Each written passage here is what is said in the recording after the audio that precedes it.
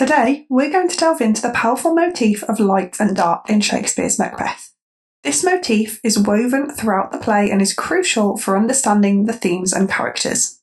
Now, in the Jacobean era, light and darkness held significant symbolic meaning. Light was often associated with goodness, truth, and God, while darkness symbolised evil, concealment, and the devil. The audience of Shakespeare's time would have immediately understood these associations, which is why Shakespeare's use of light and dark in Macbeth is so impactful. Shakespeare uses light and dark to explore the themes of good versus evil, the natural versus the unnatural, and the internal struggles of his characters. By doing so, he highlights the moral and psychological battles faced by Macbeth and Lady Macbeth, and underscores the consequences of their actions. Now, in terms of symbolism, light represents truth, goodness, and divine presence. Characters associated with light are often depicted as moral and just, whilst characters associated with darkness are typically evil, corrupt, and linked with the supernatural. It is used to convey the moral decay of characters and the pervading sense of doom and evil. Now, there are absolutely loads of quotations you could explore in terms of this motif. At the end of this, I will suggest others I think you could analyse too, but we'll start with ambition. So let's explore Macbeth's inner conflict as he hears that Duncan's son Malcolm is named Prince of Cumberland in Act 1, Scene 4. This is only moments after hearing from the witches that he would be king himself, so audiences are able to see the signs of Macbeth's ambition plaguing him. He privately says, "Stars, hide your fires, let not a light see my black and deep desires." Here, Macbeth calls on the stars to hide their light, so that his dark ambitions remain concealed. By asking the stars to hide their fires, Macbeth is essentially requesting that the truth and moral judgment be obscured. He wants to commit his dark deeds away from the illuminating light that represents righteousness and conscience. Darkness, on the other hand, represents evil, secrecy, and the hidden parts of the human psyche. Macbeth's black and deep desires refer to his ambition to usurp the throne through murder, a desire he knows is morally corrupt and callous. The imagery of darkness is thus used to depict the evil nature of his ambitions and his wish to keep them hidden from the scrutiny of both heaven and humanity. The fact that he is almost pleading reveals Macbeth's inner turmoil too. He recognises that his ambitions are dark and unnatural, and he is aware of the moral implications. The fact that he feels the need to hide these desires indicates a struggle between his ambition and his understanding of right and wrong. Finally, the quote also serves as a forewarning of the treacherous acts to come. Macbeth's ambition is the driving force behind his actions, and this moment highlights his willingness to suppress his conscience in favour of his vaulting ambition. This foreshadows the subsequent acts of murder and deceit that define his rise to power. Next up, we have the quotation, "Come thick night and pall thee in the dunnest smoke of hell, that my keen knife see not the wound it makes," from Act 1, Scene 5. In this soliloquy, Lady Macbeth summons spirit in an attempt at removing any ounce of femininity and remorse from her body to ensure, in her eyes, that she is well equipped emotionally to go through with the murder.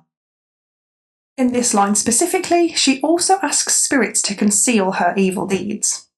Shakespeare uses an imperative here with the phrase "come thick night," with Lady Macbeth appearing brave and fearless as she demands things far beyond mortal power. It displays her awareness of the evil she requires to commit to the deed. Where she requires the dunnest smoke of hell, this suggests an impenetrable darkness that conceals evil deeds. This quote highlights her desire to shroud their actions in darkness, away from the light of morality and divine judgment. The phrase "dunnest smoke of hell" not only amplifies the darkness, but also aligns her intentions with hellish, infernal imagery. This connection to hell emphasises the wickedness of her plans and her willingness to embrace the darkest forces to achieve her ambitions. Furthermore, the word "dunnest" is a brownish grey colour, which denotes dirt and filth, metaphorical of the dirty and immoral act she intends to partake in. Light, as we said, represents truth, morality, and here the watchful eye of heaven. She fears the light because it would expose her true nature and the heinous act she is about to commit.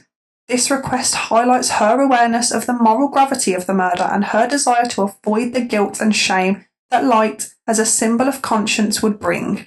This is of course naive, as she completely underestimates the omnipotence or the all-encompassing power of God. Now I'm sort of grouping this quotation with the previous one as they're from the same speech and it comes straight after the last line. Lady Macbeth in this soliloquy also says, "Nor heaven peep through the blanket of the dark to cry, hold, hold." Lady Macbeth wishes for complete darkness to carry out her plans without interruption, and all I wanted to say on this one was that the idea of heaven peeping through the blankets of dark suggests the presence of divine light trying to intervene, but she wants to ensure that no light can expose or stop their actions. Again, she truly believes she can overpower God and heaven, underestimating the inescapable nature of guilt and regicide.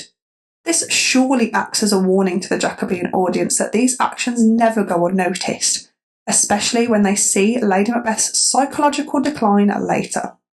We also see darkness as not just associated with concealment, but also as a consequence of the unnatural act of regicide.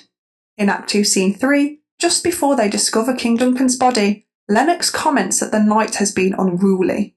This quote simply describes the unnatural events of the night. The unruly night and the strange screams he also says that he hears symbolise the disorder and moral chaos following Duncan's murder.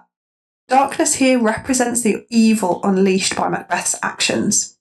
And again, I'm sort of grouping these together in terms of the ways darkness is presented. In Act 2, Scene 4, following the discovery of King Duncan's body, Ross and an old man discuss all the strange things they have noticed since he passed. Ross comments that dark night strangles the travelling lamp, essentially suggesting that it is unnaturally dark despite the fact it should be daytime. Here, you can explore the violent verb strangles and the suggestion that light has therefore been taken by force. Furthermore, if light symbolises goodness and darkness symbolises evil, we can see this moment as significant. It implies that goodness has been strangled and stolen away by evil, so the consequences of Macbeth committing regicide are not only immediately felt, but also far-reaching. The consequences don't just affect him, they affect the whole of Scotland. Skipping forward to Act 5, Scene 1, Lady Macbeth's sleepwalking scene is filled with references to darkness and light. Her demand for a candle signifies her need for light to ward off the darkness of her guilt and fear. The presence of light offers a semblance of comfort and security to Lady Macbeth. It acts as a barrier against the dark thoughts and guilt that plague her mind. Her insistence on light reveals her deep-seated fear and the psychological torment that she endures. The light also represents an attempt to ward off the darkness that has overtaken her soul.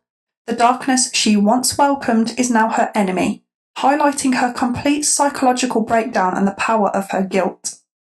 Ironically, in the beginning, Lady Macbeth called upon darkness to conceal her evil deeds. She wanted thick night to hide her actions, indicating her desire to suppress her conscience and the moral consequences of her ambition.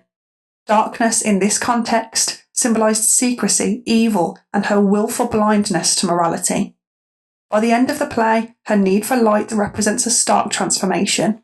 Light now symbolises her desperate need for reassurance, purity, and a way to combat the overwhelming guilt and fear consuming her. The light she demands becomes a symbol of her desire for redemption and her inability to escape the moral repercussions of her actions. The very darkness she used to hide their deeds now haunts her, demonstrating the inescapable nature of moral accountability. Now, as I said, there are plenty of other moments for you to consider in the play, and feel free to comment with any that you have. Firstly, we have Banquo commenting that the witches are a threat. He reminds Macbeth not to put too much trust in them.